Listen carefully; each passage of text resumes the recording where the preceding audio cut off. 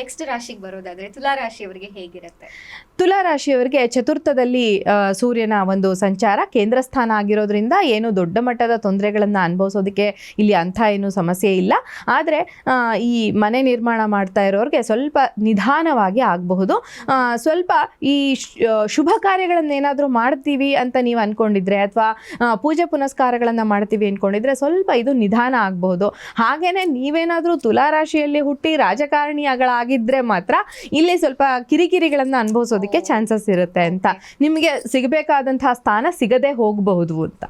ತುಲಾ ರಾಶಿಯವರಿಗೆ so remedy ಏನ್ ಮಾಡಬೇಕು?